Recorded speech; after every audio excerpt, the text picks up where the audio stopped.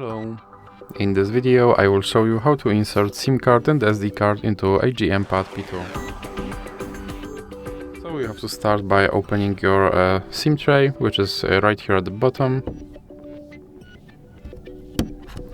Now you can pull it out. And you have to place your SD card and SIM card on this tray.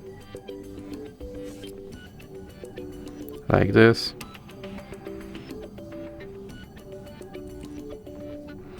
And now you can put your SIM tray back into your device.